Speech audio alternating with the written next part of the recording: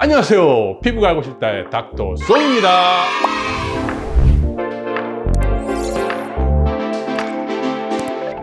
이번 시간에는 레이저 치료한 다음에 어떻게 관리해야 되는가, 거기에 대한 궁금증을 해결해 주려고 준비했습니다. 많은 시청 부탁드려요. 아셨죠? 레이저 치료 후에 제가 제일 중요하다는 게 뭐였냐면 무관심이라고 얘기했어요. 하지만 이거는 충분한 답이 아니에요. 그러면 무관심 말고 뭘 해야 되느냐? 제가 제일 중요하게 여기는 게 뭐냐면 생활 환경의 습도예요. 습도. 우리가 일상생활을 하는 곳의 습도. 생활하는 곳의 습도를 보통 50에서 60%로 왔다 갔다 하게 해주면 피부가 매우 건강해져요. 그래서 습도가 아주 낮거나 아주 높으면 피부가 망가질 수 있어요. 그래서 습도를 50에서 60% 맞추는 게 피부 건강을 위해서 매우 중요하고, 이를 위해 여러분들의 손이 조금 필요합니다. 습도를 50에서 60% 맞추는데 어떻게 해야 될까? 우선 가장 쉬운 게 뭘까요? 가습기예요. 가습기. 가습기를 집에 사서 두는데, 가습기를 살 때 원칙이 몇 가지 있어요. 그 가습기를 켜고 잤는데 아침에 바닥이 흥건히 젖을 정도로 물방울이 많이 났다, 이런 가습기는 사시면 안 돼요. 왜? 피부에 물방울이 묻어 있다가 피부를 불려서 망가뜨릴 수 있고 피부 장벽을 망가뜨릴 수 있어요. 그래서 가습기를 틀었을 때 물방울이 맺히지 않는 걸 사셔야 되고요. 그 다음에 주의해야 되는 건 뭐냐? 가습기가 얼굴을 향하면 안 돼요. 공중을 향해야 되고 얼굴에서 조금 떨어져 있어야 돼요. 그래야지 피부에 직접적인 손상을 주는 걸 막을 수 있고요. 머리맡에 습도계를 둬서 습도계가 50에서 60%를 왔다 갔다 하고 있는지를 체크하셔야 돼요. 최대 습도는 70%를 넘지 않게, 80%를 넘어가기 시작하면 피부 장벽이 망가지고 20-30% 되면 효과가 조금 떨어져서 치료 효과가 조금 떨어지는 효과가 있어요. 그러니까 습도를 50에서 60%를 잘 맞춰야 된다는 거. 또 하나 주의해야 될 건 뭐냐? 생활하는 공간에 공기청정기를 두는 사람들이 있는데요, 가습기와 가급적 멀리 둬야 돼요. 왜냐? 공기청정기는 가습기에서 나오는 습기를 먼지로 알고 빨아들여서 필터가 망가지고 습도를 떨어뜨리는 효과를 만들어요. 그러니까 공기청정기와 가습기는 최대한 멀리 둬라. 아셨죠? 이런 것을 잘 지키면 건강한 피부를 갖는 데 큰 도움이 된답니다. 레이저 치료 후에 주의해야 될 생활 습관. 우리가 어느 병원을 가서든 레이저 하고 나면 선생님들이 늘 하는 말이 뭐예요? 지나친 음주는 피해라, 흡연은 피해라. 왜 그럴까요?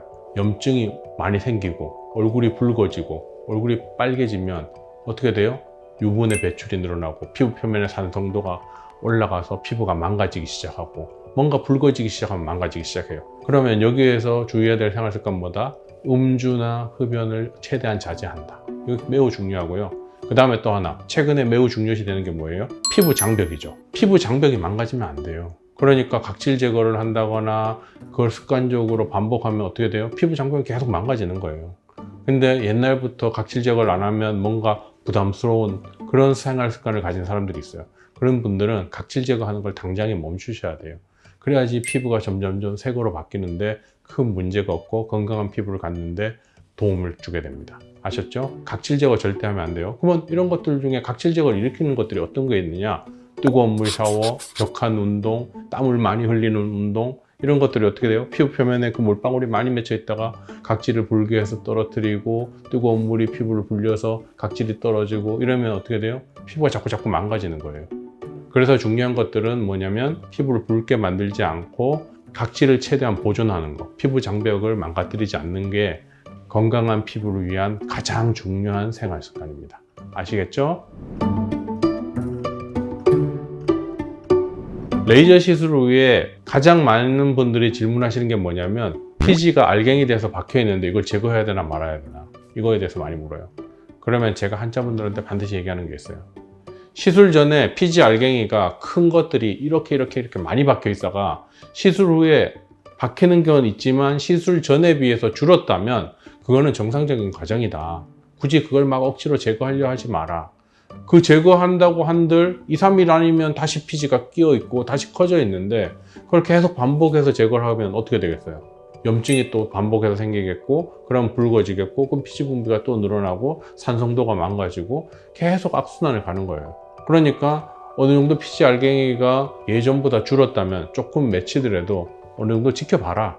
2주 넘게 지켜봤는데도 그게 안 빠지면 세안하는 시간을 조금 길게 하면 피지가 불게 돼요. 그러면 살짝만 밀어도 빠지게 되는데 그렇게 제거를 하시면 되고, 그 피지가 빠진 자리가 붉다면 즉시 항생제용으로 살짝 발라줘서 진정을 시켜주는 게 건강한 피부를 갖는 데 굉장히 도움이 됩니다. 아시겠죠? 어떤 레이저 치료를 받았는가에 따라 다르겠지만 레이저의 기본은 뭐예요? 빛이잖아요. 빛이 열 에너지로 바뀌는 거예요. 열이 들어가면 일시적으로 각질층이 약간 얇아지는 문제가 있어요. 그래서 그럴 때는 얼굴에 바르는 물질들이 투과율이 높아지고 뭔가 외부에 대해서 장벽 하나가 조금 줄어드는 효과가 있어요.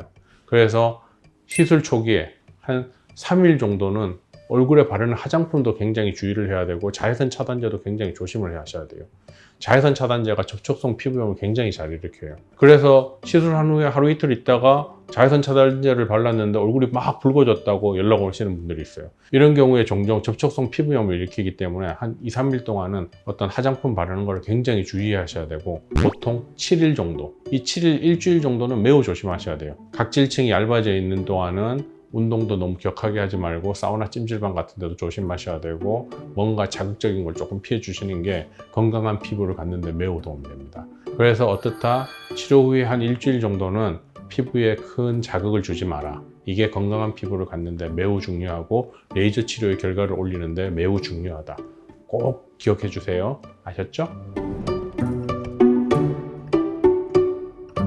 가정용 뷰티 디바이스를 총칭해서 말하기에는 사실 약간의 무리가 있지만, 물론 잘 만든 기계도 있고 잘 못 만든 기계도 있을 수 있어요. 그래서 어떤 기계가 좋고 어떤 기계가 나쁘다 이렇게 언급하는 거는 사실 좀 무리수가 있고, 가정용 뷰티 디바이스를 저는 그렇게 권하지 않아요. 가정용 뷰티 디바이스의 상당수가 각질 제거 기능을 같이 포함하고 있어요. 이건 뭐냐? 아까 전에도 얘기했듯이 피부 장벽이 매우 중요하다고 했는데, 가정용 뷰티 디바이스를 써서 각질층이 일시적으로 날아가게 되면 피부 결이 부드러워졌다는 느낌을 가질 수 있고 피부가 약간 환해졌다는 느낌을 가질 수 있어요. 그래서 이게 피부를 건강하게 하는구나 라는 생각을 할 수 있지만, 이는 뭐예요? 자외선에서부터 나를 방어해주는 방어 장벽 하나를 없애버린 거기 때문에 각질층이 다시 만들어지는 한 달 동안 피부가 쉽게 악화가 될 수 있어요. 그래서 가정용 뷰티 디바이스를 그렇게 권하지 않는 제 생각이에요. 그리고 또 하나가 뭐예요? 우리가 병원에 오면 대부분의 장비, 관리 장비라든지 레이저 장비들은 에너지나 이런 것들이 어떻게 돼요? 되게 출력이 높아요. 이런 거는 가정용 장비로서 허가해 줄 수가 없어요. 왜냐? 하상의 위험이 너무 커지기 때문에. 그런데 왜 병원용은 그런 출력이 높은 장비를 쓰느냐?